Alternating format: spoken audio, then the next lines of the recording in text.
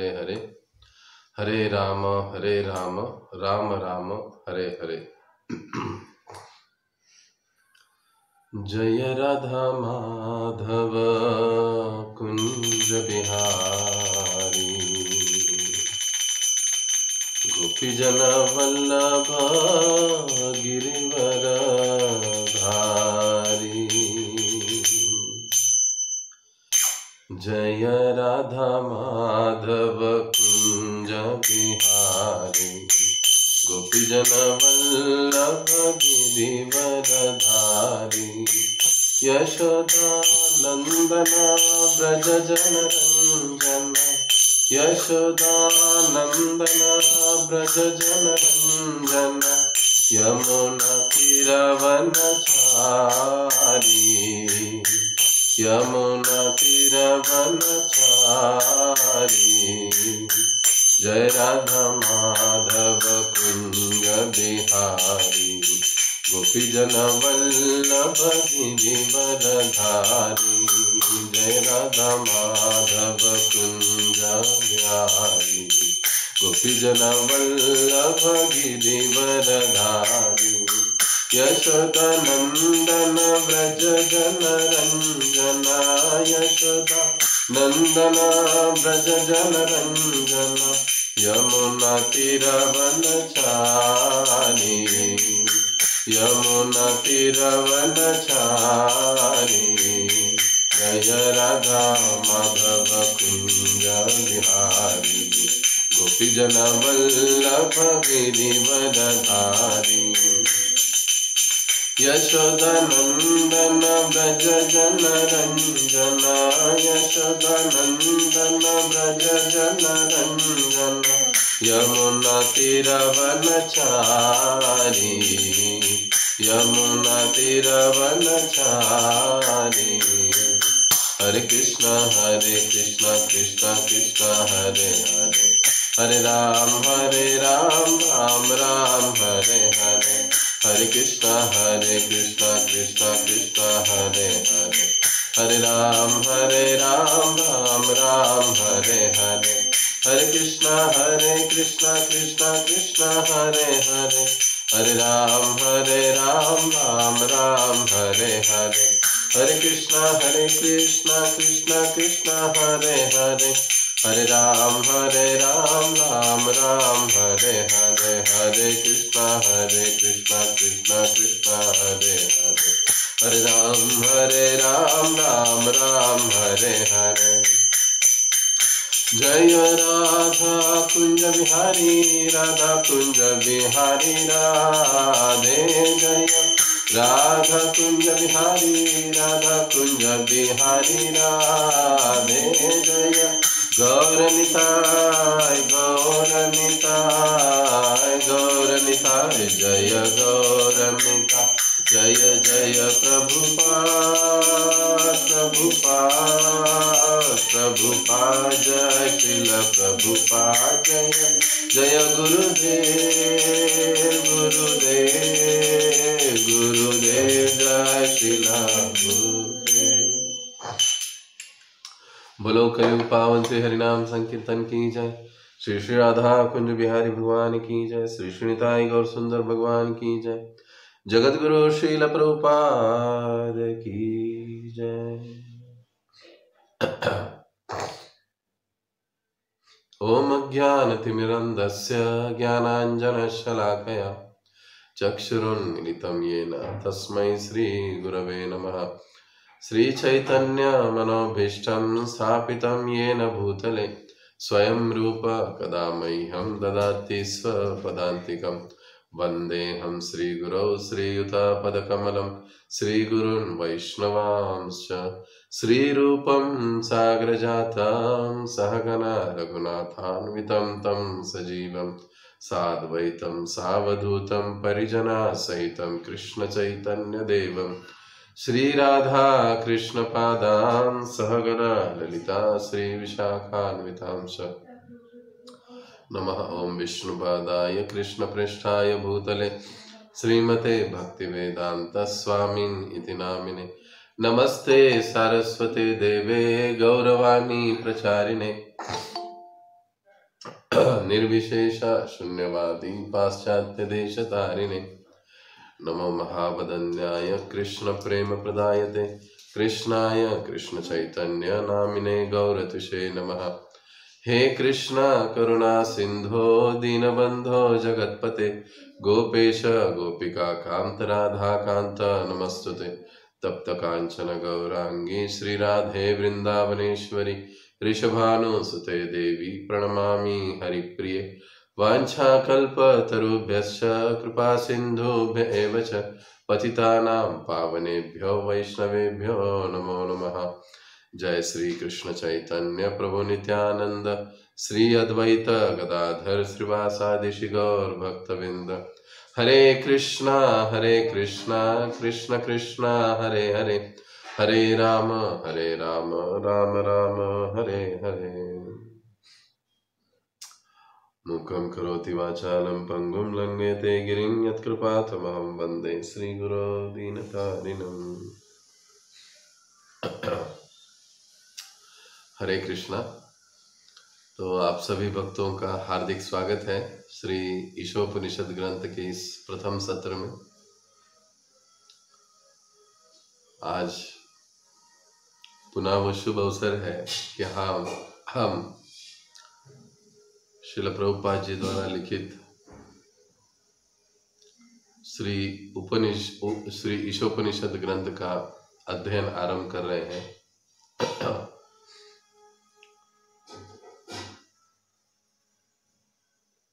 इन आध्यात्मिक और भक्तियुक्त ग्रंथों का अध्ययन हमें कृष्ण भावना में स्थिरता प्रदान करता है। यदि हम अपने मन को, अपने बुद्धि को कृष्ण भक्ति में, कृष्ण भावना में रमाना चाहते हैं, स्थिर करना चाहते हैं, तो एक साधक का यह विशेष कर्तव्य है कि वो हमारे जो आचार्य हैं, हमारे जो संप्रदाय की ग्रंथ संपदा है, जो सारा ये वैदिक साहित्य है, जिन पर हमारे आचार्यों ने कृष्ण भावना भावित रूप से कहिए टीका लिखी है, इन शास्त्रों का वास्तविक मर्म अपने तात्पर्यों के माध्यम से हम तक पहुंचाने की कोशिश की है। जब ऐसे इन शास्त्रों का हम लोग अध्ययन करते हैं गंभीरता पूर्वक, ध्यान पूर्वक, उत्साह के साथ और तीव्रता के साथ, तो ये स्वाभाविक है कि हमारी जो बुद्धि है वो बुद्धि भगवत सेवा में रमने लगती है, भगवत कथा में रुचि लेना आरंभ करती है। हमारा मन जो कि प्रायः अनियंत्रित रहता है, इन शास्त्रों के अध्ययन के द्वारा, इन शास्त्रों के अध्ययनों के द्वारा हमारा मन भी वश में होने लगता है। क्योंकि जिस प्रकार से हमारे आचार्यगण हमको समझाते हैं कि हमारे उदर का जो खाद्य है वो अन्न है, उसी प्रकार से हमारे बुद्धि का भी खाद्य होता है। हर इंद्रियों का अपना एक विषय या खाद्य होता है। तो बुद्धि का जो खाद्य है, वास्तविक और सच्चा खाद्य है, वो है इन आध्यात्मिक ग्रंथों में छिपा हुआ कृष्ण भावना युक्त या भक्ति युक्त ज्ञान। जब इस ज्ञान का हम अनुशीलन करने का गंभीर प्रयास करते हैं, तो अपने आप ही हमारी जो बुद्धि है वो बुद्धि भगवान के प्रति समर्पित होने लगती है। और जब हमारी बुद्धि स्थिर हो जाती है इस अध्ययन से, या स्थिर होने लगती है, तो फिर यही बुद्धि हमारे मन को अस्थिर होने नहीं देती है, मन को विचलित होने नहीं देती। कई बार हम लोग देखते हैं कि आध्यात्मिक जीवन में आने के पश्चात भी कई बार साधकों में ये दिखाई देता है कि उनका मन काफी चंचल रहता है। ये करूं, वो करूं, ऐसा करूं, वैसा करूं, ये करेंगे, वो करेंगे, अनेक योजनाएं, अनेक बातें, अनेक चीजें, और इन सब चीजों से उनका व्यवहार, उनका मन, उनका स्वभाव काफी चंचल रहता है। इसका मूलभूत कारण ये कहा जाता है शास्त्रों की दृष्टि से, क्योंकि इन्होंने अपने बुद्धि को शास्त्रों के अध्ययन में युक्त नहीं किया है ठीक से। यदि हम अपनी साधन भक्ति, अर्थात शास्त्रों का अध्ययन ये साधन भक्ति का एक अंग ही है, लेकिन जब हम अपनी साधन भक्ति, जैसे हमारे 16 मालाओं का जप है, हर रोज सुबह उठकर 4 नियमों का पालन है, भक्तों का संग है, भगवान की कथा कीर्तन को सुनना है, गाना है, ये सारी चीजें करते हुए जब हम स्वयं के लिए अपने आप को इन ग्रंथों में लगा देते हैं, इनके अध्ययनों में, इनके पढ़ाई में, इनके केवल वाचन तो नहीं कहा जा सकता, हाँ कुछ न करने से तो अच्छा है, लेकिन वैसे मैं अक्सर कहता हूँ कि ग्रंथों का अध्ययन होना चाहिए। इसीलिए प्राय कई बार भक्त लोग बोर हो जाते हैं कि प्रभु जी बहुत पढ़ाते हैं, लेकिन जब तक बुद्धि मन की नियंता है और जब तक इस बुद्धि को हम सही तरीके से खाद्य नहीं देंगे, तब तक वो सही तरीके से, अच्छे तरीके से मन को नियंत्रित नहीं कर पाएगी। इसलिए ग्रंथों का अध्ययन करना बड़ा महत्वपूर्ण है। और मेरे साथ कई सालों से जुड़े हुए भक्त हैं, वो जानते हैं कि आज तक हमने कितने सारे ग्रंथों का अध्ययन किया है। और आप जानते होंगे, नहीं जानते होंगे, लेकिन आपको ये समझना चाहिए कि इतने सालों से आप लोग भक्ति में जुड़े हुए हो, इसका कहीं ना कहीं ये कारण है कि आप लोग सभी बड़े गंभीरता के साथ इन ग्रंथों के अध्ययन में लगे हो। आप सुनते हो, पढ़ते हो। कई सारे भक्त लोग हैं, प्रश्नोत्तरी लिखते हैं, मैं जो भी भेजता हूँ उसका अभ्यास करते हैं, सेल्फ स्टडी करते हैं। यही चीजें हमको कृष्ण भावना में मजबूती से बनाए रखने के लिए कारण होती है। इसलिए ग्रंथों के अध्ययन को कभी हल्के में नहीं लेना चाहिए,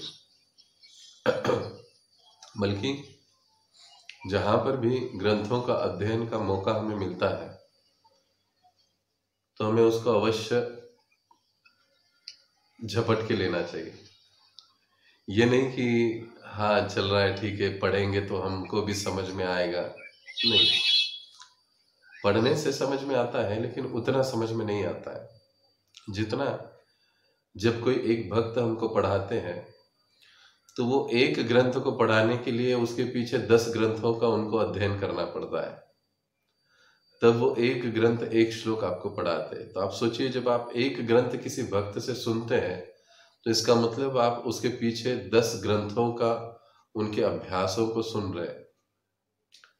इसलिए सुनने से हमारा जो ज्ञान है वो अधिक परिपूर्ण होते जाता है। स्वयं अध्ययन एक अच्छी बात है, स्वयं की पढ़ाई, लेकिन जब कोई पढ़ा रहा है, कोई भक्त, तो वहां पर सम्मिलित होकर सीखना, समझना, ये बहुत महत्वपूर्ण बात होती है। तो आप सभी ने अभी तक जितने लोग जुड़े हुए हैं नियमित रूप से, प्रभुपाद जी के कई छोटे छोटे ग्रंथों का हमने अध्ययन किया, उसकी प्रश्नोत्तरी, आपके प्रारंभ, भक्ति के प्रारंभ काल से, हाँ, उसके बाद आत्म साक्षात्कार का विज्ञान, नारद भक्ति सूत्र, ऐसे कई सारे ग्रंथ, भगवद गीता,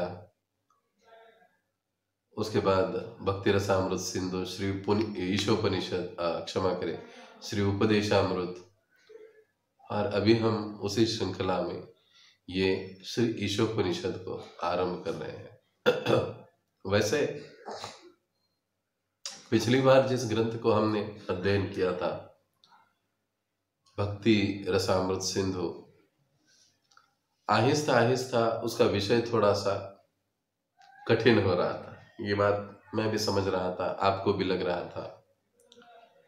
लेकिन अब पुनः ये जो ईशोपनिषद, यह जो विषय है, इसके प्रारंभिक कुछ जो श्लोक है, हमारे बेसिक या हमारे प्रारंभिक ज्ञान को फिर से जागृत करेगा, ज्याला मराठीत आपण उजळणी म्हणतो। तर बऱ्याच आपल्या बेसिक ज्ञानाची, प्रारंभिक ज्ञानाची या ग्रंथामध्ये आपली उजळणी सुद्धा होईल।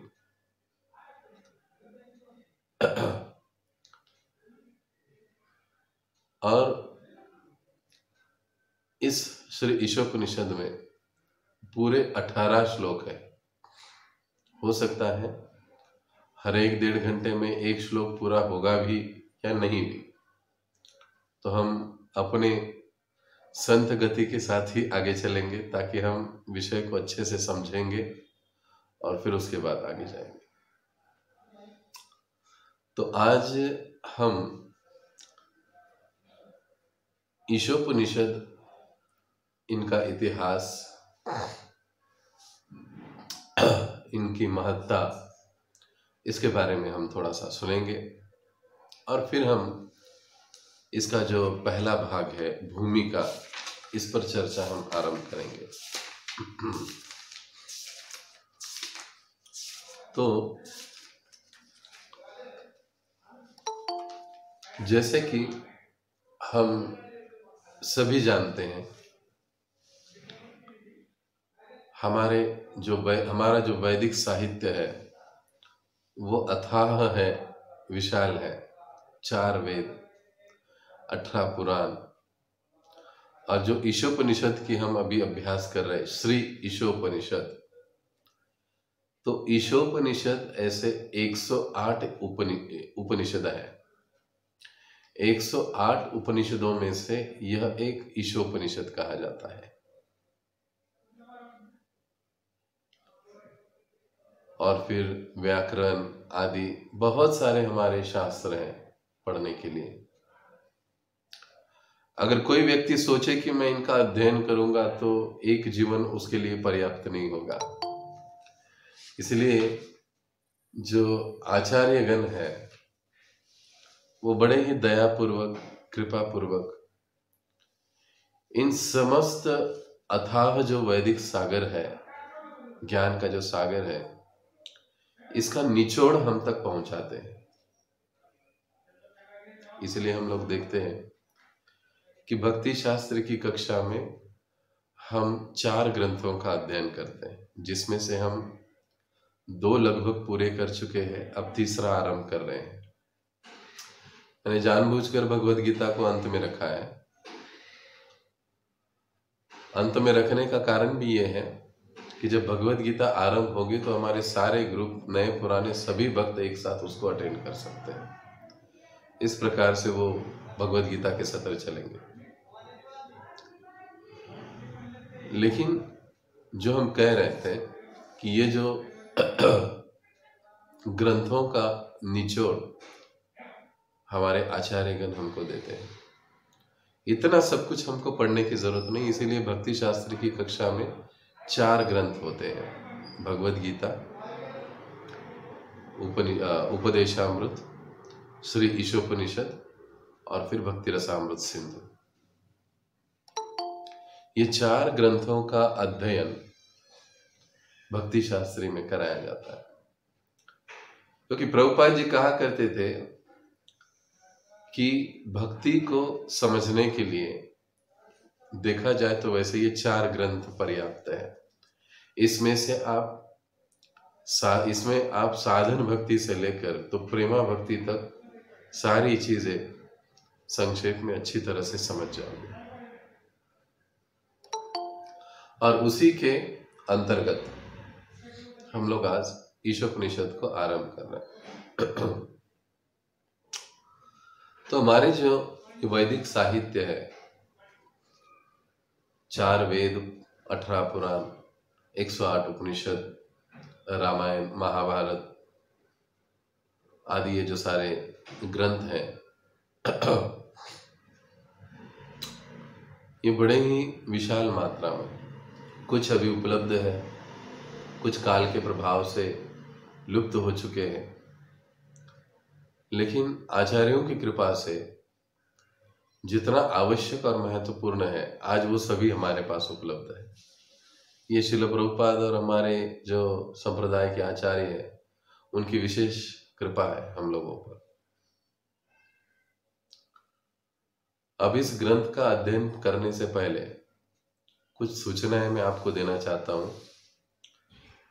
और मैं ये आशा करूंगा ग्रंथ की समाप्ति होने तक आप इन सूचनाओं का पालन करेंगे। पहली सूचना कि आपको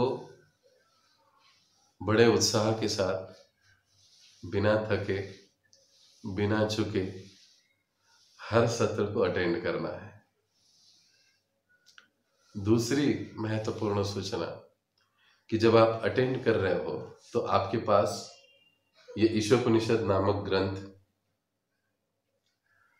आपका नोटबुक, आपका पेन आपके पास होना चाहिए, क्योंकि हम अध्ययन कर रहे हैं ना, सीख रहे हैं ना। अब कई भक्त कहेंगे प्रभु जी आप तो ये हर बार ही बताते हो, लेकिन जरूरी होता है, कभी कभी हम लोग भूल जाते हैं चीजों को, बातों को हल्के में ले लेते हैं, इसलिए बताना आवश्यक होता है। और तीसरी महत्वपूर्ण चीज, कुछ भक्त ऐसे भी होंगे कि जो कक्षाएं मिस करेंगे, तो आप में से ये उनकी जिम्मेदारी है आप लोगों की कि आप उनको जगाइए और याद से उनको कक्षा में लेकर आइए।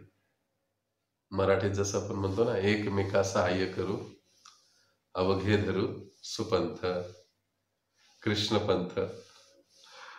तो जो भी मिस करेंगे कभी कभार तो आप उन्हें बताइए, पूछिए, अरे आप आज आए नहीं, क्या हुआ? ऑनलाइन है। मुझे वैसे बड़ा आनंद होता अगर ये ऑफलाइन कक्षा होती,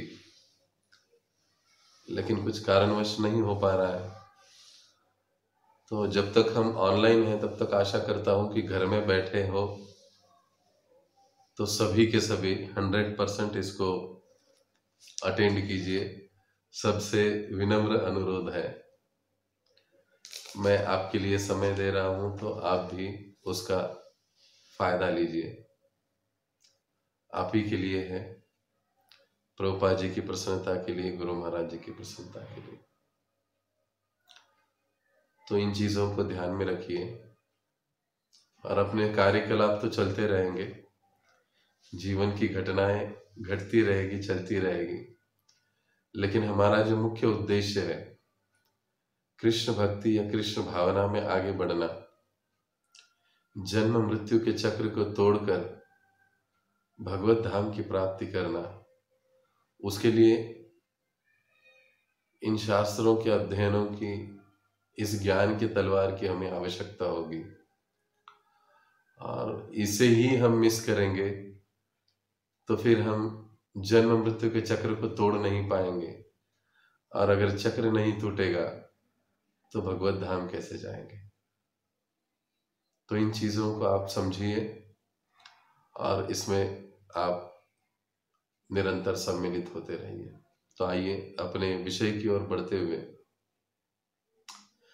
108 उपनिषद एक्चुअली तबीयत ठीक न होने के कारण मेरा आवाज थोड़ा ठीक नहीं है। प्रयास कर रहा हूं कि जितना जोर से हो सके बोलूं कि आपको ठीक से सुनाई दे उच्चारण। तो ईशोपनिषद, ईश का मतलब होता है भगवान, उप का मतलब होता है नजदीक, पास, मराठी ज्याला आपण म्हणतो जवळ। निषद का मतलब होता है एक प्रकार से ज्ञान की प्राप्ति। गुरु के पास बैठकर जिस ज्ञान की प्राप्ति की जाती है वो है उपनिषद। गुरुकुलों में उपनिषदों को पढ़ाया जाता था। 108 उपनिषद है, उसमें से 10 उपनिषद प्रमुख है।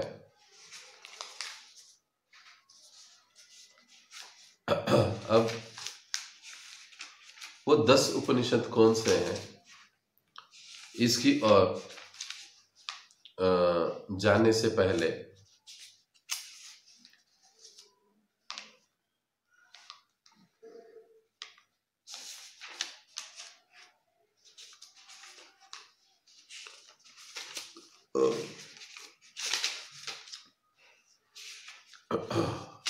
हम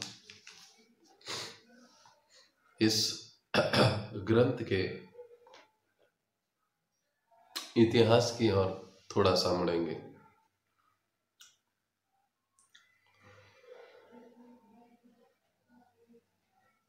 आध्यात्मिक ज्ञान हमें हमेशा अधिकृत संप्रदाय से, गुरु शिष्य परंपरा से लेना चाहिए। ये बात हम कई बार सुन चुके हैं, हम इसको मानते भी हैं और हम इसको समझते भी हैं। यदि आध्यात्मिक ज्ञान हम अधिकृत संप्रदाय से नहीं लेते हैं तो फिर उसका फल हमें प्राप्त नहीं होता है। इसलिए शास्त्रों में एक श्लोक आता है, श्रुति स्मृति पंचरात्र विधि विना ऐकांतिक हरेर भक्ति उत्पात वही कल्पते। क्या कहा जाता है? ये बताया जाता है कि जो ज्ञान श्रुति पर आधारित नहीं होता, स्मृति पर आधारित नहीं है, पंचरात्र विधि के अनुसार नहीं है, ऐसा ज्ञान समाज में, जीवन में उत्पात वही कल्पते, उत्पात ही मचाता है, विध्वंस ही मचाता है। इसलिए हम देखते हैं कि दुनिया में तथाकथित कई सारे संप्रदाय हैं, कई सारे गुरु हैं, लेकिन हालत क्या है और कैसी है? क्यों ऐसा है? लोगों के जीवन में उनके जो अनुयायी हैं, परिवर्तन दिखाई नहीं देता। कारण यही है कि जो ज्ञान ले रहे हैं, जो सीख और समझ रहे हैं, वो अधिकृत गुरु या प्रमाणित गुरु या संप्रदाय से, अधिकृत गुरु, अधिकृत संप्रदाय से, प्रमाणित गुरु, प्रमाणित संप्रदाय से नहीं। अब ये जो ईशोपनिषद यह ग्रंथ है, श्रील प्रभुपाद जी पाश्चात्य जगत में जाने से पहले जो कुछ गिने चुने ग्रंथों का श्रील प्रभुपाद जी ने टीका लिखी थी, जिस पर या भाषांतर किया था, उनमें से श्री ईशोपनिषद यह एक ग्रंथ है। जब Srila Prabhupada ji back to God head निकालते थे स्वयं, उस समय बैक टू गॉड हेड में इस श्री ईशोपनिषद मंत्र की कई सारे टीकाएं जो श्रील प्रभुपाद जी ने लिखी थी वो प्रसारित हुई थी। तो जो प्रथम पहले ग्रंथ है श्रील प्रभुपाद जी के लिखे हुए, उनमें से ये श्री ईशोपनिषद एक ग्रंथ है। तो इससे हम समझ सकते हैं कि श्रील प्रभुपाद जी ने इस ग्रंथ को भी एक विशेष महत्व के रूप में देखा है। अब दूसरी चीज कि जो हम अधिकृत संप्रदाय की बात कर रहे थे, किसी भी संप्रदाय को अधिकृत तब माना जाता है जब उस संप्रदाय का श्रीमद् भागवत पर अधिकृत रूप से टीका हो, टीका लिखी हो, पहली चीज। दूसरी चीज, कोई भी संप्रदाय अधिकृत या प्रमाणित तब माना जाता है जब उस संप्रदाय का ब्रह्म सूत्र पर अधिकृत भाष्य या टीकाएं हो। तीसरी चीज, किसी भी संप्रदाय को प्रमाणिक या प्रमाणित तब माना जाता है जब उस संप्रदाय का श्रीमद् भगवद गीता पर अधिकृत भाष्य या टीका हो। चौथी चीज, किसी भी संप्रदाय को अधिकृत प्रमाणित तब माना जाता है जब ईशोपनिषदों पर, विशेष रूप से जो 10 प्रमुख उपनिषद है, क्षमा करें, उपनिषद है, उन 10 उपनिषदों में से कुछ उपनिषदों पर अधिकृत टीका या भाष्य हो, तब उस संप्रदाय को अधिकृत या प्रमाणित माना जाता है। अब यहां पर देखिए कि हमारे जो प्रमुख आचार्यगण हैं, श्री चैतन्य महाप्रभु की जो प्रत्यक्ष अनुयायी शिष्य है षड गोस्वामी गण, उन्होंने उपनिषदों पर कोई भाष्य नहीं लिखा है,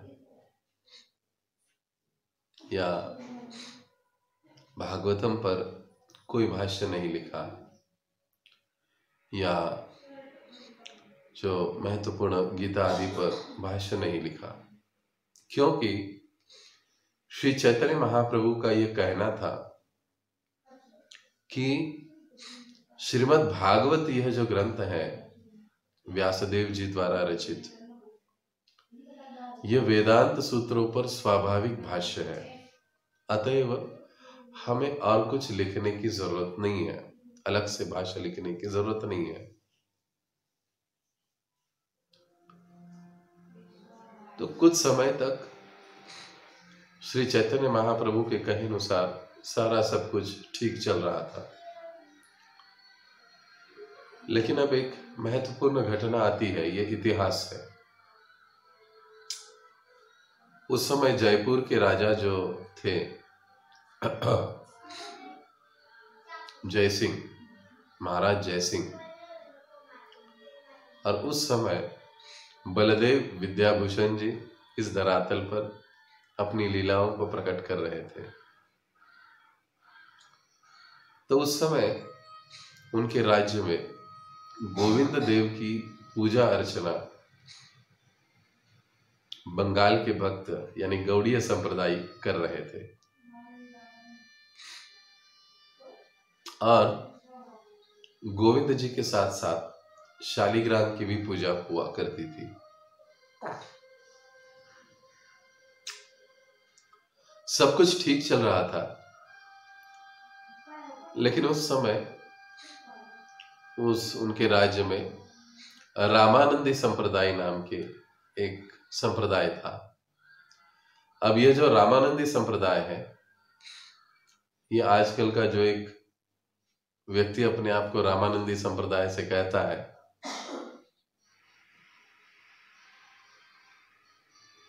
वो वास्तविकता में सच नहीं है। यह रामानंदी संप्रदाय यानी यह संप्रदाय रामानुजाचार्य जी का जो संप्रदाय है, उससे निकली हुई एक शाखा है। इन रामानंद संप्रदायों ने जब देखा कि जो गौड़ीय वैष्णव है, ये गोविंद देव का जो पूजन है वो पहले करते हैं, राधा कृष्ण का पूजन पहले करते हैं, और बाद में शालिग्राम का पूजन करते हैं, उनकी आरती पूजा वगैरह उनकी बाद में करते हैं। तो इस बात पर उन्होंने कड़ा विरोध जताया। उन्होंने वहां पर आवाज उठाई कि अरे ऐसे कैसे, आप पहले राधा कृष्ण का पूजन कैसे कर सकते हो, आपको पहले शालिग्राम इनका पूजन करना चाहिए। अब हमको ये समझना है कि शालिग्राम का अर्थ है भगवान श्री नारायण, भगवान श्री विष्णु, और गोविंद यानी पूर्ण पुरुषोत्तम भगवान श्री कृष्ण।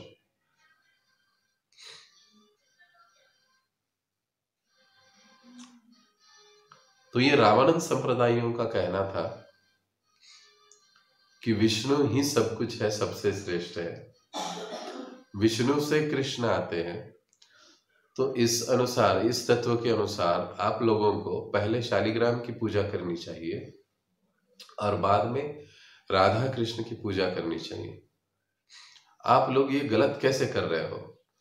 और ये राजा भी इसके बारे में कुछ नहीं कह रहा है।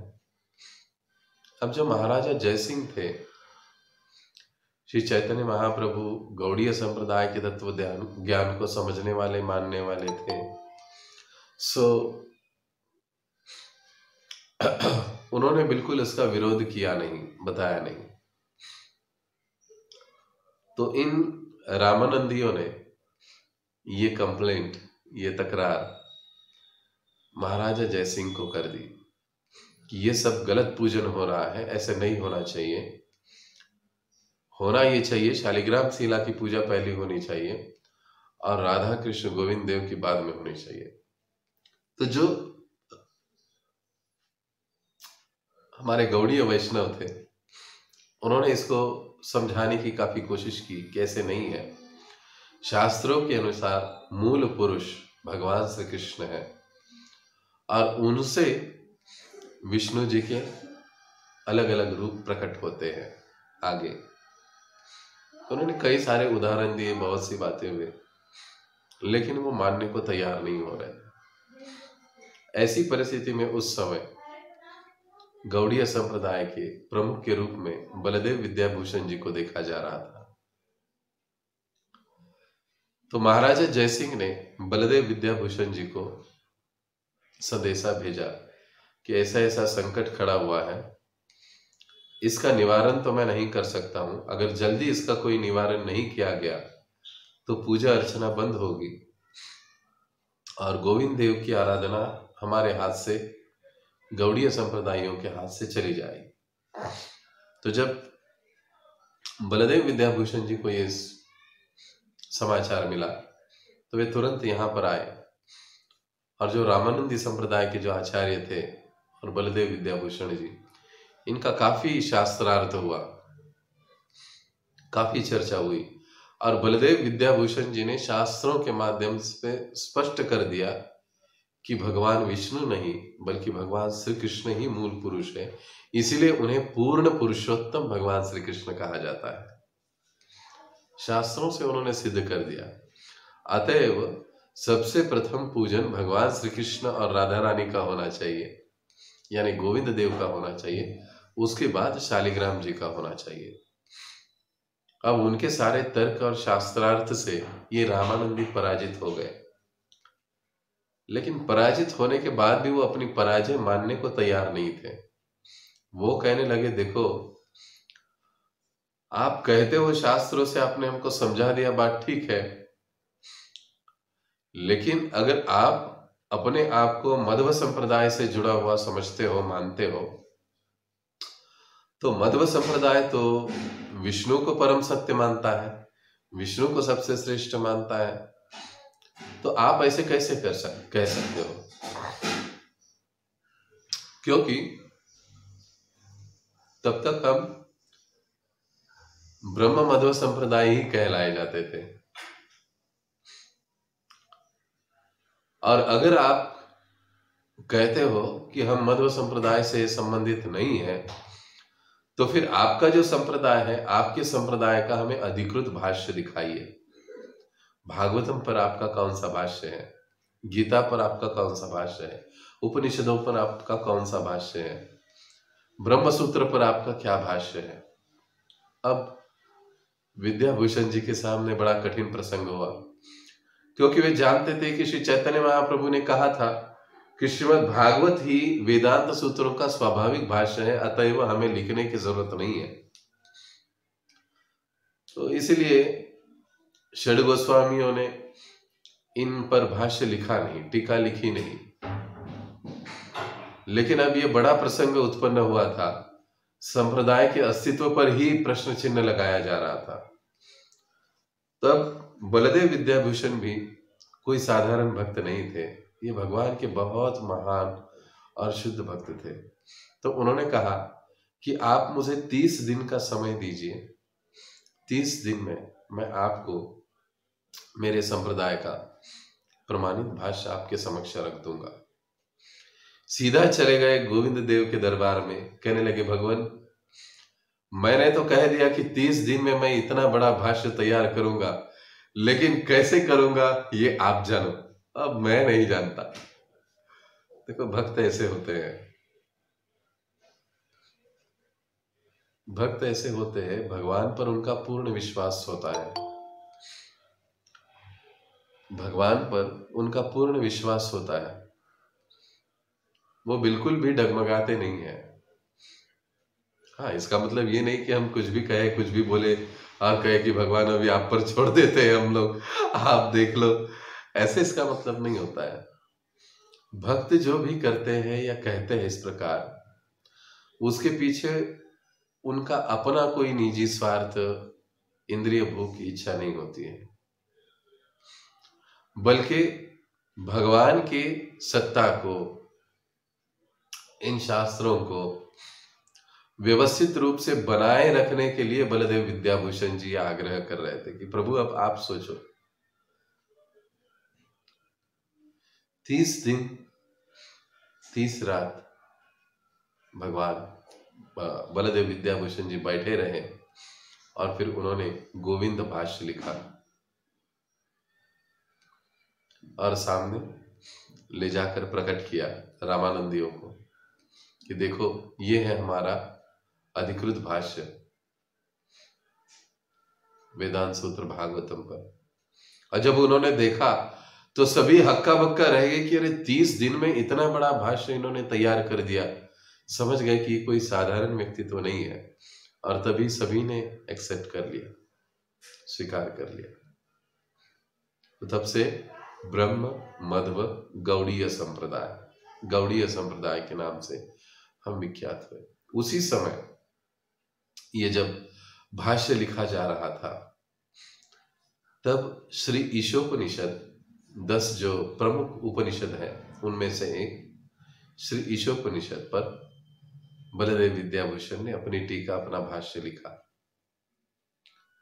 दूसरा उपनिषद गोपाल तापनी उपनिषद, श्रील प्रभुपाद जी अपने तात्पर्य में कई बार इसका जिक्र करते हैं, मांडुक्य उपनिषद, गोपाल तापनी उपनिषद आदि। तो गोपाल तापनी उपनिषद पर उन्होंने भाष्य लिखा और इस प्रकार से यह ईशोपनिषद हमारे संप्रदाय के जो आचार्य हैं उन्होंने इसके ऊपर भाष्य लिखा, और तभी से ये स्वीकृत हो गया कि गौड़ीय संप्रदाय एक अधिकृत संप्रदाय के रूप में मान्य है, क्योंकि उनके अपने भाष्य तैयार हुए। ये विशेष रूप से बलदेव विद्याभूषण जी का असीम कृपा है हम सभी पर, जो उन्होंने इसकी रचना की। अब रचना की उन्होंने की, अर्थात साक्षात गोविंद देव उनको बता रहे थे और वो लिख रहे थे, ऐसे रचना हुई है। तो ये जो ग्रंथों को हम अध्ययन करते, ये कोई साधारण ग्रंथ नहीं है। एक बार श्रील प्रभुपाद जी को लिखा गया कि प्रभुपाद आप कैसे इन ग्रंथों को लिख पाते हैं, और आप कई बार प्रभुपाद जी अपने लिखे हुए ग्रंथों को ही स्वयं पुनः पुनः पढ़ा करते थे।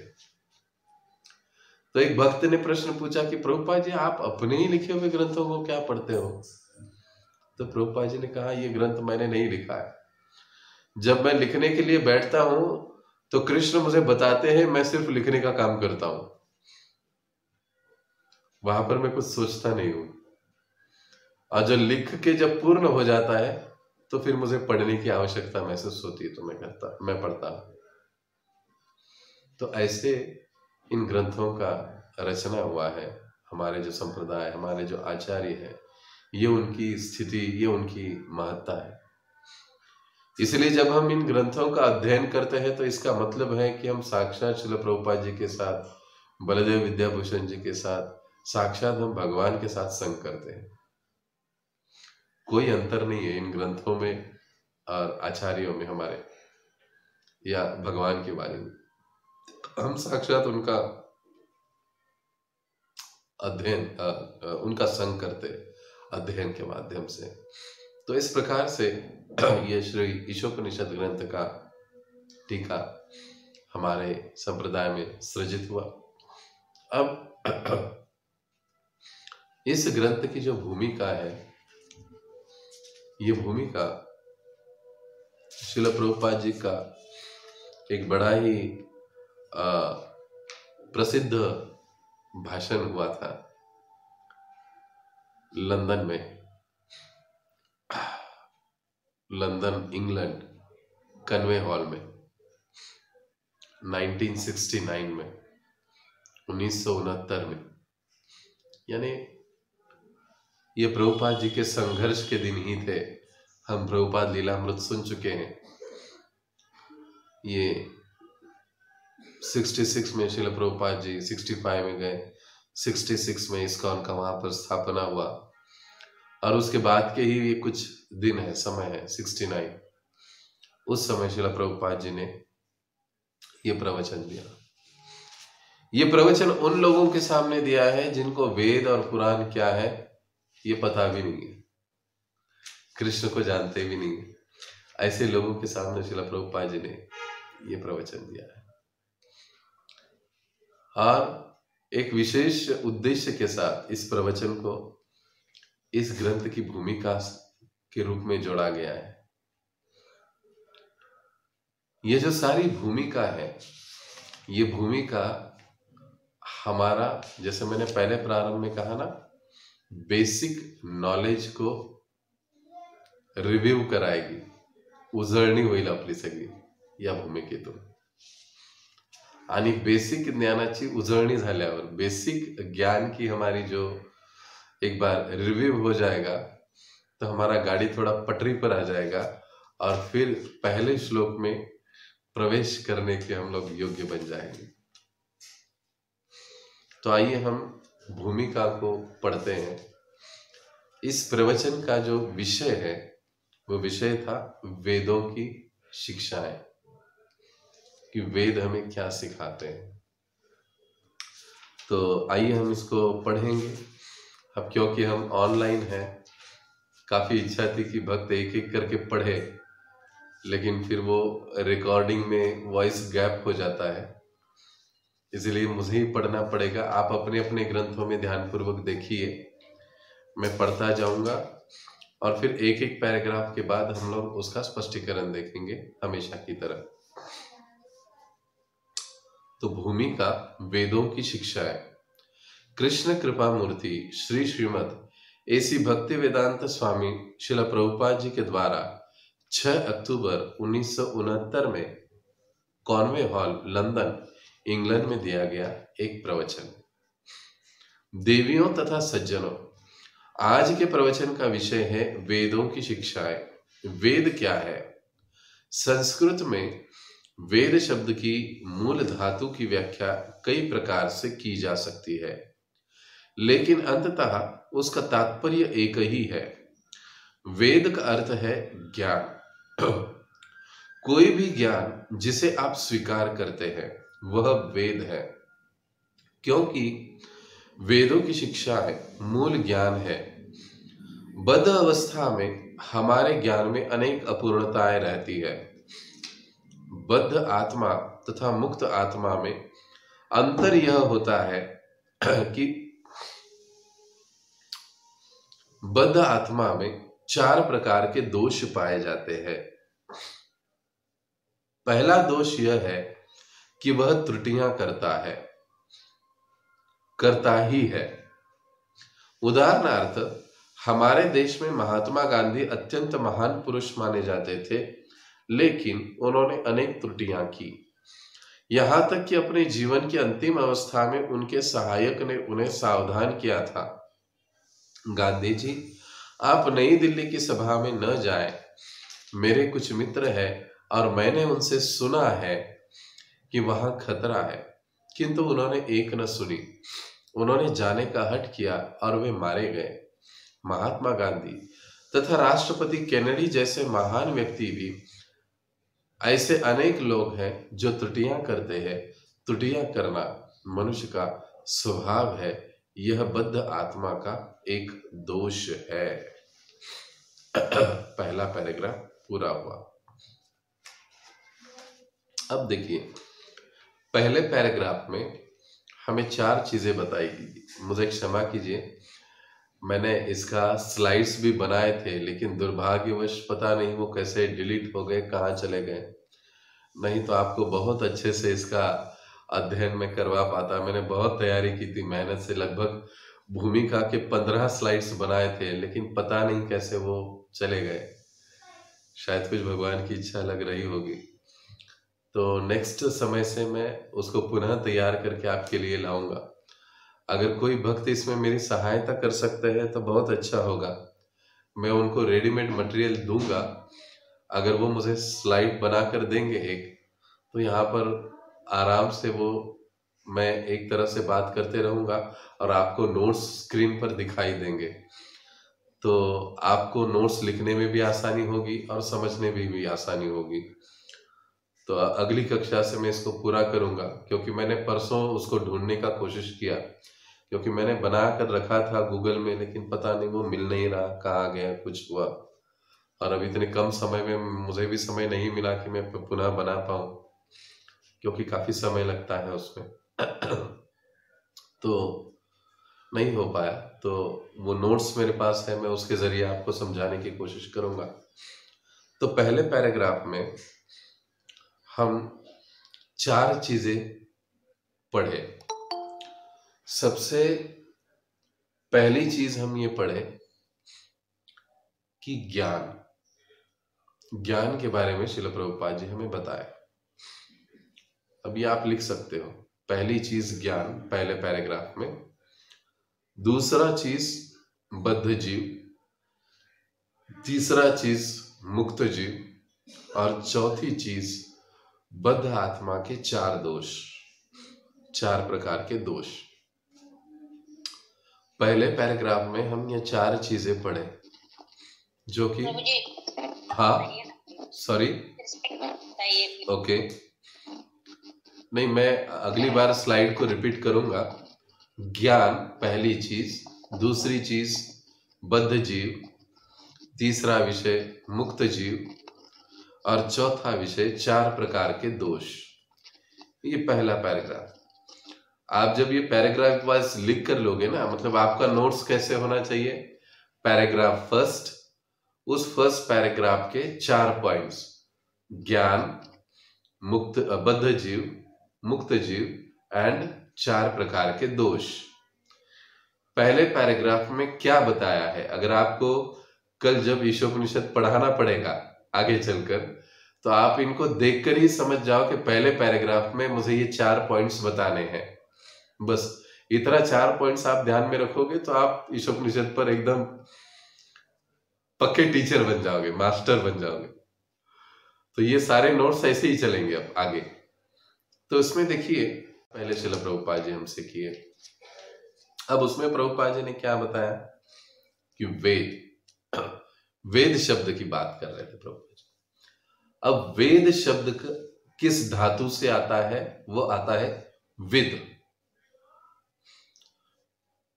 हर शब्द संस्कृत का, उसकी उत्पत्ति एक शब्द होता है, धातु जिसे कहा जाता है, उस धातु शब्द से ये शब्द बनता है, पूर्ण शब्द। अब विद से वेद आता है।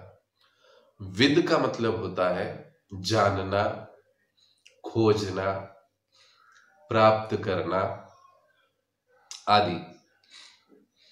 तो विद शब्द से, तो विद शब्द से आता है वेद, जानना, खोजना, प्राप्त करना। तो विद का एक मतलब होता है ज्ञान। तो वेद का अर्थ श्रील प्रभुपाद जी बताते हैं ज्ञान।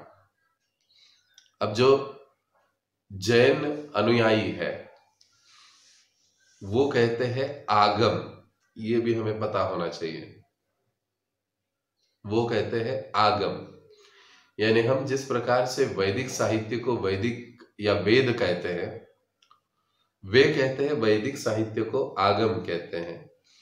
और आगम शब्द का अर्थ भी वो यही बताते हैं कि आगम का मतलब है ज्ञान। तो वेद का मतलब है ज्ञान। अब ज्ञान प्राप्त करना वेद का मतलब है। तो फिर कोई भी ज्ञान हो, चाहे वो भौतिक ज्ञान हो, आध्यात्मिक ज्ञान हो, ज्ञान को वेद या वेद को ज्ञान कहा जा सकता है। अब समस्त ज्ञान का जो मूल है वो क्या है? यह वेदों की शिक्षा है। वेदों की अलग अलग शिक्षाओं से ही इस भौतिक जगत में हम कई सारी ज्ञान की शाखाएं या धाराएं देखने को हमें मिलती है। इंजीनियरिंग का ज्ञान कहां से आया? वेदों से आया, विश्वकर्मा। कुकिंग का ज्ञान कहां से आ गया? अलग अलग प्रकार के वेदों के माध्यम से आ गया। हाँ, अलग अलग प्रकार का ज्ञान होगा। शल्य क्रिया, शस्त्र क्रिया, इसका ज्ञान आयुर्वेद से आता है। इस भौतिक जगत में जितना सारा ज्ञान हम लोग देखते हैं, उस ज्ञान का मूल उगम जो स्रोत है वो वेदों में पाया जाता है। लेकिन वास्तविक वेदों का जो है मूल ज्ञान क्या है, ये समझना जरूरी है। और वो है कृष्ण प्राप्ति या भगवत प्राप्ति। अब ये अगले पैराग्राफ का विषय है, मैं गलती से पहले बोल गया, क्षमा करें। तो अब ज्ञान की बात बताने के बाद श्रील प्रभुपाद जी हमें बताते हैं कि जो भी ज्ञान हम स्वीकार करते हैं वो वेद है। और जब हम बद्ध अवस्था में रहते हैं तब हमारे ज्ञान में अनेक त्रुटियां होती है।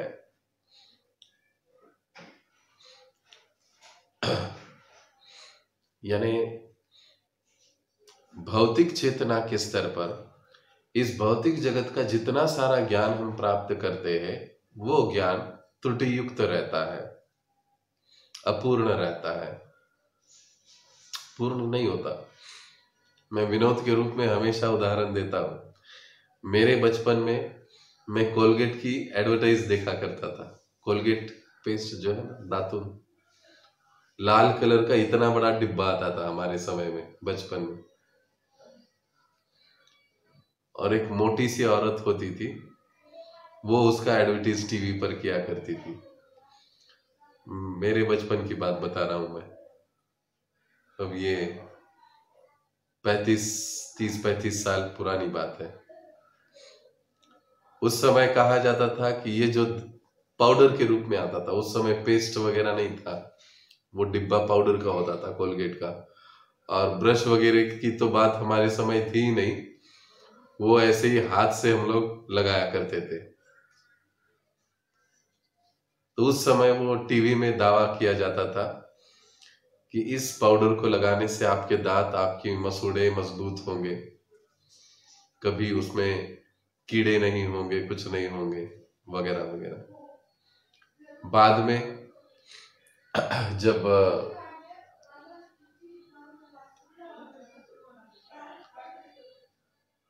आगे चले तो उसके बाद ऐसे हुआ कि पेस्ट आ गया सफेद कलर का। फिर कहने लगे नहीं नहीं, उससे ये बढ़िया है, ये और चमकाता है। जमाना और आगे गया, उसके बाद फिर कलर वाले पेस्ट आने लगे, रेड कलर आदि आदि।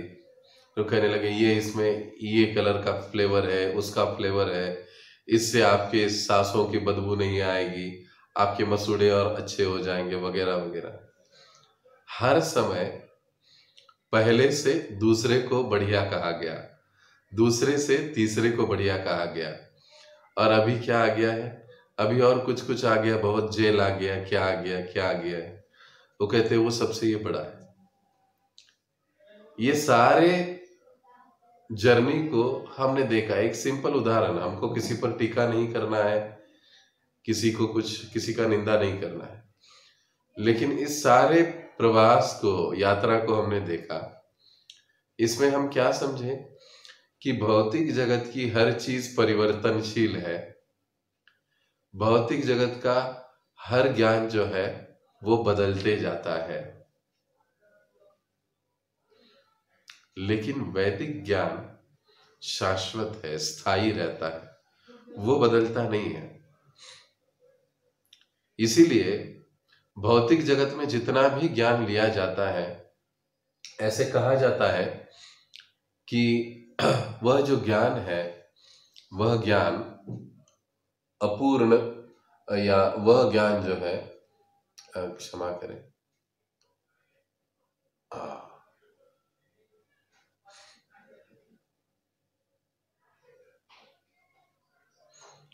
वह जो ज्ञान है वह अपूर्ण माना जाता है या त्रुटि युक्त माना जाता है। अब आगे चलकर प्रभुपाद जी हमें बद्ध जीव और मुक्त जीव के बारे में समझाते हैं। बद्ध जीव यानी ऐसा जीव जिसे भगवत ज्ञान के बारे में कुछ पता नहीं, भगवत ज्ञान है ही नहीं, खाओ पियो ऐश करो इसी में अपनी जीवन व्यतीत करता है, जो इंद्रियों के आवेगों के वश में है, जो मन के नियंत्रण में है, बद्ध जीव। मुक्त जीव का मतलब है जिसने अपने मन के ऊपर विजय प्राप्त कर ली है,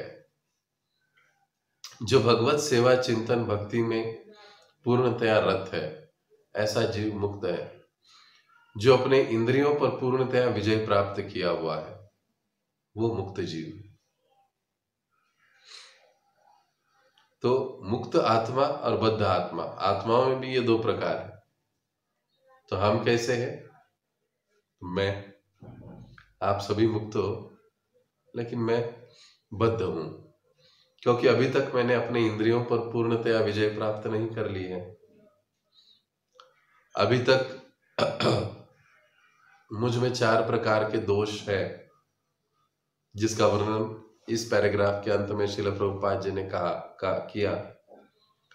पहला दोष श्रील प्रभुपाद जी ने बताया कि गलतियां करना। हम जीव, बद्ध जीव प्रायः गलतियां करते ही है,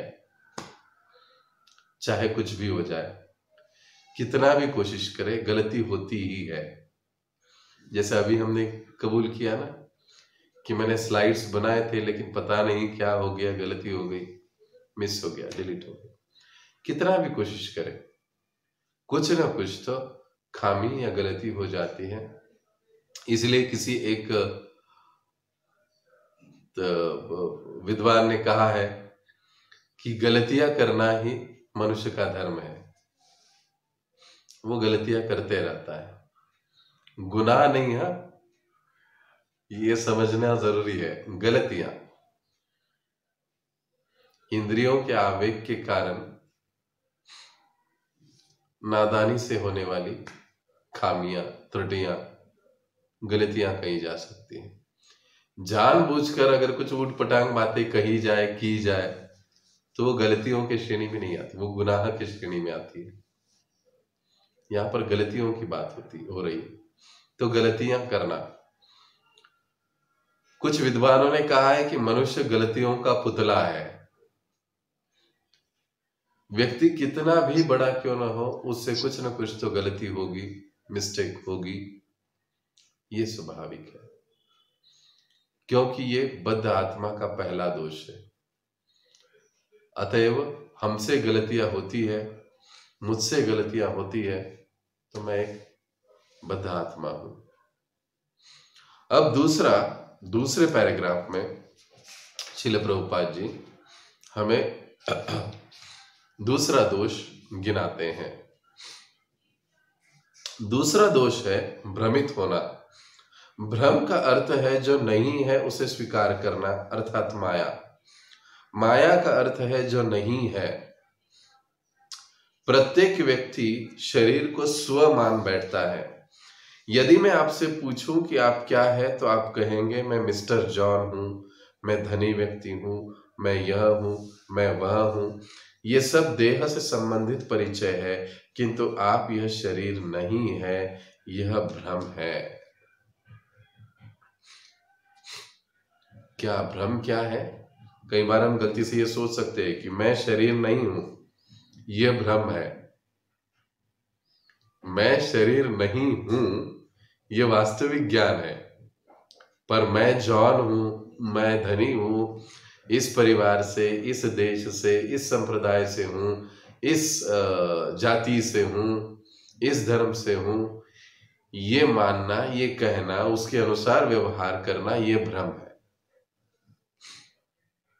तो दूसरा दोष है, अब पैराग्राफ सेकंड पैराग्राफ में क्या आ गया? भ्रमित होना। हम अक्सर भ्रमित होते हैं। हमारे जीवन का सबसे पहला भ्रम यह है, पहला भ्रम, और इसी एक भ्रम के कारण, मूल भ्रम के कारण हमारा पूरा जीवन भ्रमित अवस्था में गुजरता है। इसीलिए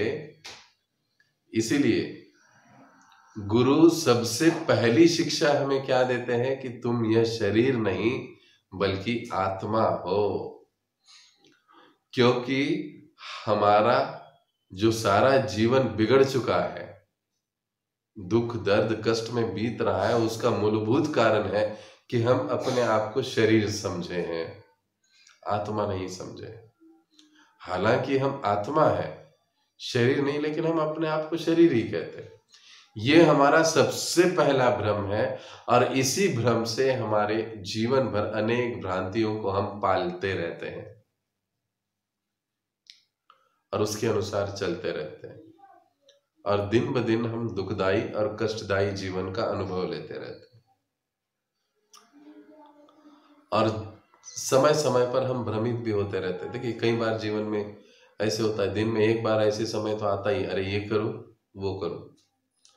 यहां तक सवेरे उठने के बाद ऐसे लगता है कि आज सब्जी कौन सी खाई जाए या बनाई जाए। एक दिल कहता है कि नहीं, आज बैंगन का सब्जी बनाया जाए, दूसरा कहता है नहीं, थोड़ा सा चटपटा आलू की सब्जी बनाएंगे। ये भ्रमित अवस्था है। भ्रमित अवस्था से छूटेंगे क्या? नहीं, अरे आज मैं सोच रहा हूं कि भगवान को बढ़िया से बैंगन की या आलू की सब्जी बनवा कर खिलाएंगे, बात खत्म हो गई। जब हम स्वयं के शरीर के बारे में सोचते हैं तो भ्रम की अवस्था और गाढ़ी हो जाती है, या मराठीत आपण त्याला चांगला शब्द आहे, अजून घट्ट होते भ्रमित अवस्था। पर जब हम भगवान के संबंध में सोचना आरंभ कर देते हैं तो ये अवस्था ढीली होनी चालू हो जाती है। तो हर व्यक्ति भ्रम में है। अब माया शब्द की व्याख्या को समझाते हुए प्रभुपाद जी बड़ा सुंदर एक बात बताते हैं। माया का मतलब जो अस्तित्व में नहीं है वो, उसको समझना कि अस्तित्व में है। देखा जाए तो ये शरीर अस्तित्व में है ही नहीं, ये मूलतः मरा हुआ है, आत्मा के कारण जीवित है, चल रहा है, बोल रहा है। लेकिन हम शरीर को ही सब कुछ समझते हैं, शरीर को ही हम सब कुछ मानते हैं, उसको ही सजाने धजाने खिलाने पिलाने बनाने के पीछे लगे रहते हैं। अर्थात जीवन धारण के लिए शरीर का संगोपन भी आवश्यक है, लेकिन जितना आवश्यक है उतना ही, उसके आगे नहीं। सब कुछ शरीर नहीं है। जब हम सब कुछ शरीर है इस धारणा से चलते हैं तो फिर वो गलत है।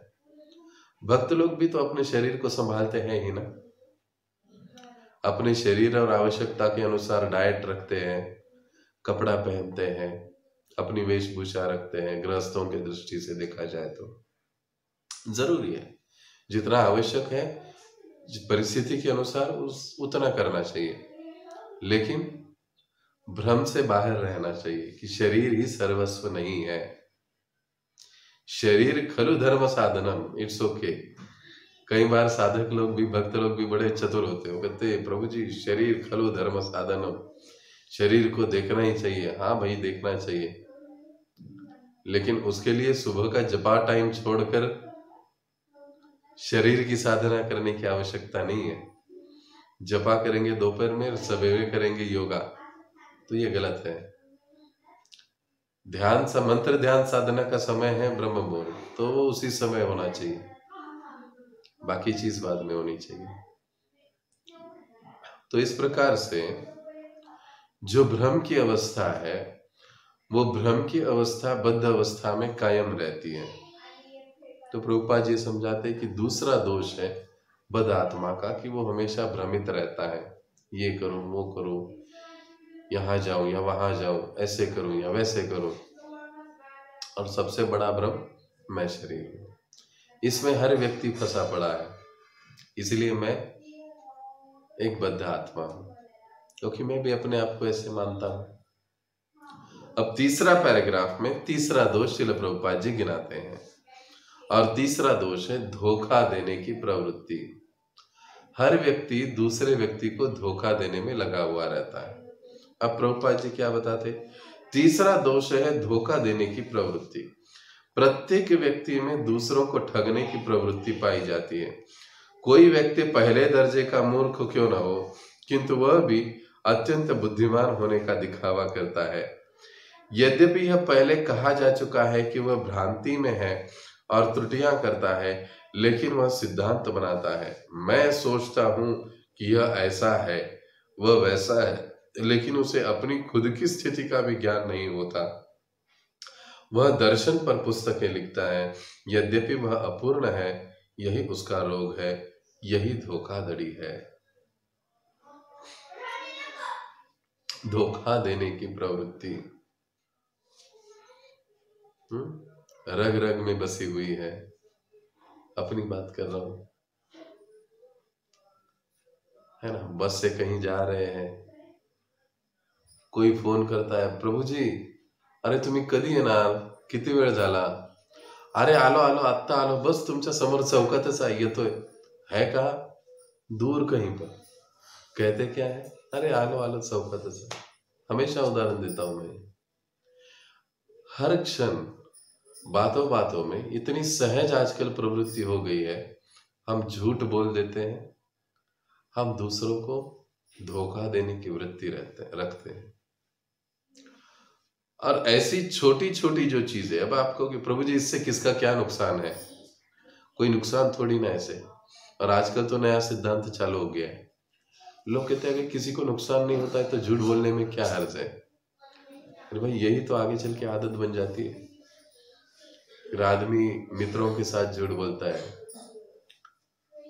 फिर आगे चलता है और अच्छे मित्रों के साथ झूठ बोलने लगता है, फिर और आगे जाता है, घर में आता है, बच्चों के साथ झूठ बोलने लगता है, फिर आगे चलता है, पत्नी पति के साथ झूठ बोलती है, पति पत्नी के साथ झूठ बोलता है, बच्चे माता पिता के साथ झूठ। ये आदतें ऐसी बढ़ती जाती है और फिर पक्का ठग बन जाते हैं, दूसरों को धोखा देने वाले। तो पहले ऐसी छोटी छोटी चीजों में ही चीजों को हमें संभाल लेना चाहिए। भक्तों को विशेष रूप से ध्यान देना चाहिए कि यही आदतें आगे चलकर बड़ी बन जाती है और अपनी जड़ें जमा देती है अपने अंदर, फिर हमको उनको छोड़ना मुश्किल हो जाता है। इसलिए पहले कहें, हाँ प्रभु जी मुझे आधा घंटा लेट होगा, अभी मैं यहाँ पर हूँ, तो क्षमा करें। वो कोई हमें तुरंत फांसी नहीं लगाएगा, कोई भी हो, चाहे ऑफिस का बॉस भी क्यों ना हो। कुछ हो गया, हाँ सर मैं देरी से पहुंचूंगा, मुझे 15 मिनट लेट होगा, 20 मिनट लेट, अभी मैं यहाँ पर हूँ, लेकिन मैं जितना जल्दी हो सके पहुंचने का प्रयास करूंगा। क्लियरली बताइए। देखिए आपका आपके प्रति लोगों का देखने का दृष्टिकोण ही बदल जाएगा।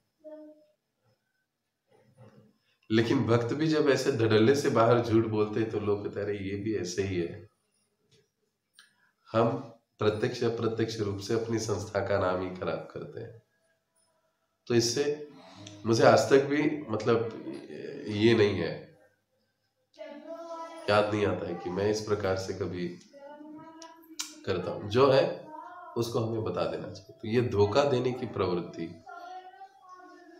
आहिस्ता आहिस्ता बढ़ते जाती है, इसलिए प्रारंभ में ही हमको इसको रोकना चाहिए। और स्वाभाविक रूप से जो बद्ध जीव होते हैं, जिनका अपनी इंद्रियों पर नियंत्रण नहीं है, ऐसी अवस्था में धोखा देने की प्रवृत्ति हर एक में होती है। हर व्यक्ति दूसरे को धोखा देने की कोशिश करता है, चाहे माता पिता हो, पुत्र हो, बच्चे या माता पिता हो, पति पत्नी की बात हो, मित्रों मित्रों की बात हो, हर व्यक्ति दूसरों को धोखा देने की कोशिश करता है। ये उसका रोग है, बीमारी है। और श्रील प्रभुपाद जी समझाते हैं कि आध्यात्मिक जगत में भी क्षमा करें, आध्यात्मिक क्षेत्र में भी, जगत नहीं कहा जा सकता, क्षमा कीजिए, आध्यात्मिक क्षेत्र में भी कई बार ये प्रवृत्ति पाई जाती है। लोगों को अपना ज्ञान नहीं होता है, लेकिन लोग बड़ी बड़ी पुस्तकें लिखते हैं, अलग अलग प्रकार के संप्रदाय धर्म की स्थापना करते हैं, खुद का पता नहीं होता है लेकिन इतनी बड़ी बड़ी चीजें कर देते हैं। तो ये ठगी है, प्रभुपाद जी कहते हैं। भक्ति सिद्धांत सरस्वती ठाकुर कहते थे कि इस दुनिया में 2 प्रकार के लोग हैं, वंचक वंचिका, वो शब्द का प्रयोग करते हैं संस्कृत, और प्रभुपाद जी हिंदी भाषा में हमारे लिए समझाते हैं कि फंसने वाले और फंसाने वाले, ये 2 प्रकार के लोग हैं। जब तक फंसने वाले हैं तब तक फंसाने वाले रहेंगे, इसलिए फंसने वालों को सावधान होना चाहिए। एक बार फंस गए, अब दूसरी बार नहीं, अपने आप को सतर्क रखना चाहिए। तो फंसाने की प्रवृत्ति हर एक में होती है, बद्ध जीवों में। तो ये बद्ध जीवों के 4 दोष हम देख रहे हैं। अब 3 हो गए। पहला हुआ गलतियां करना, दूसरा हुआ भ्रमित रहना, तीसरा हुआ ये धोखा देना। अब चौथे पैराग्राफ में चौथा दोष श्रील प्रभुपाद जी वर्णन करते हैं। अंतिम बात यह है कि हमारी इंद्रियां अपूर्ण है, हमें अपनी आंखों पर बड़ा गर्व रहता है। प्राय कोई व्यक्ति चुनौती देगा, क्या तुम मुझे ईश्वर दिखा सकते हो? लेकिन क्या आपके पास ईश्वर का दर्शन करने के लिए आंखें हैं भी? यदि आपके पास आंखें नहीं है तो आप उनके दर्शन कभी नहीं कर सकोगे। यदि एकाएक कमरे में अंधेरा हो जाए तो आप अपने हाथों को भी नहीं देख सकते, अतएव आपके पास देखने की शक्ति ही क्या है? अतः हम अपनी इन अपूर्ण इंद्रियों से ज्ञान या वेद प्राप्त करने की अपेक्षा नहीं कर सकते। बद्ध अवस्था में इन सारे दोषों के होते हुए हम किसी को पूर्ण ज्ञान प्रदान नहीं कर सकते, न ही हम स्वयं संपूर्ण हैं। अतएव हम वेदों को यथारूप में स्वीकार करते हैं। देखिए ये पहला पैराग्राफ, दूसरा, तीसरा और ये चौथा पैराग्राफ, अपूर्ण इंद्रियां। चौथा दोष, हमारी इंद्रियां अपूर्ण है। एक हद से ज्यादा हम पैर से चल नहीं सकते, एक हद से ज्यादा हम लोग हाथों से काम नहीं कर सकते, एक हद से ज्यादा की दूरी का हम देख नहीं सकते, एक हद से ज्यादा नजदीक का भी हम लोग देख नहीं सकते, एक हद से ज्यादा बड़ी आवाज को हम सुन नहीं सकते, और एक हद से ज्यादा कम आवाज को भी हम लोग सुन नहीं सकते, एक हद से ज्यादा हम लोग बोल नहीं सकते। हर इंद्रियों को अपनी मर्यादा है, यानी हमारी इंद्रियां पूर्ण नहीं है। प्रभुपाद जी उदाहरण देते हैं, कमरे में अगर अभी अंधेरा हो जाए तो मैं अपने हाथों को भी ठीक से नहीं देख सकता, लेकिन इन आंखों से हम भगवान को देखने की बात करते हैं। कैसे संभव? हमें याद रखना पड़ेगा कि अर्जुन को भी जब भगवान को देखना था या भगवान को अपने आप को अर्जुन को दिखाना था तो उन्हें दिव्य दृष्टि प्रदान करनी पड़ी, तब जाकर अर्जुन भगवान को देख पाए। साधारण आंखों से नहीं देख पाए। दिव्य दृष्टि जब उन्हें प्रदान हुई तब भगवान का विश्व रूप वो देख पाए, तब तक नहीं। तो हमारी इंद्रियां अपूर्ण है। तो ऐसी गलतियां करने के कारण, दोष होने के कारण और धोखा देने के कारण, भ्रमित होने के कारण और हमारी इंद्रियां अपूर्ण होने के कारण हम कोई भी पूर्ण ज्ञान किसी को दे नहीं सकते। हम जो भी ज्ञान प्रकट करेंगे, जो भी वस्तु प्रकट करेंगे, बनाएंगे, लिखेंगे, बोलेंगे, रहेगी। अपूर्ण रहेगी, अपूर्णता रहेगी। इसलिए हम वेदों के ज्ञान को या वेदों को यथारूप स्वीकारते हैं, क्योंकि वेदों की रचना जिन्होंने की है वे इन 4 दोषों के परे हैं। वेदों का ज्ञान साक्षात भगवान से आता है। भगवान ने ब्रह्मा जी ने नारद मुनि। अब भगवान में तो 4 दोषों का प्रश्न ही नहीं उत्पन्न होता, सवाल ही नहीं वहां पर। ब्रह्मा जी वे भी इन दोषों से परे हैं, नारद मुनि वे भी इन 4 प्रकार के दोषों से परे हैं, व्यासदेव जी भगवान के साहित्यिक अवतार है, उनमें भी इन दोषों का सवाल ही पैदा नहीं होता। तो उनके द्वारा दिया गया ये प्रदत्त ज्ञान है, ये परिपूर्ण ज्ञान है, क्योंकि वे मुक्त आत्मा है, वे बद्ध आत्मा नहीं है। बद्ध आत्माओं के द्वारा पूर्ण ज्ञान या परिपूर्ण ज्ञान का प्रकटीकरण नहीं हो सकता,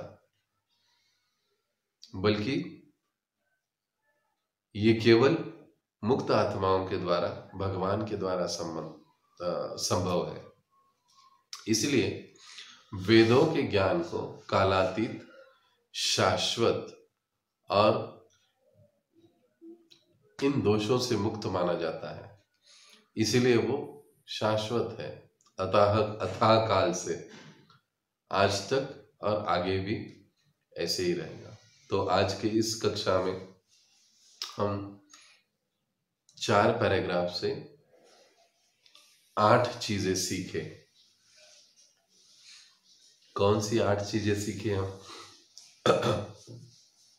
ज्ञान किसे कहा जाता है, बद्ध जीव कौन है, मुक्त जीव कौन है, और हमारे 4 प्रकार के दोष क्या है, और ये जो दोष है उनके ऊपर हमने चर्चा की। 4 दोष।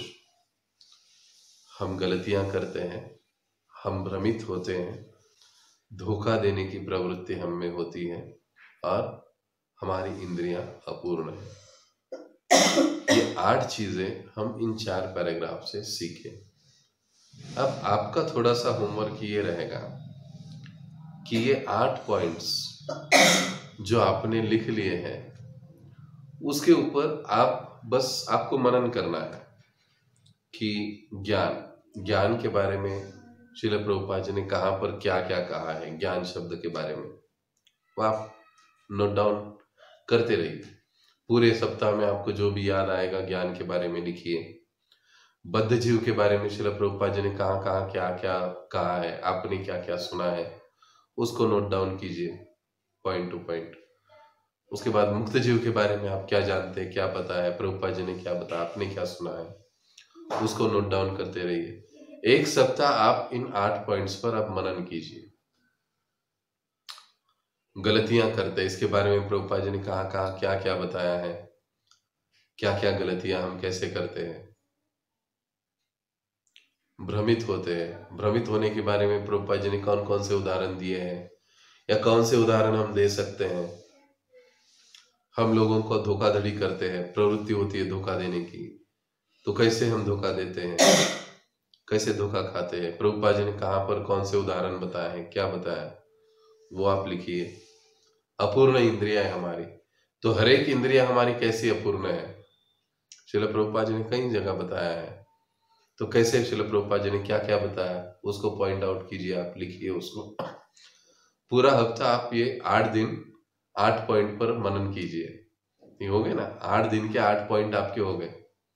तो उसके ऊपर आपको मनन करना है, नोट डाउन करना है।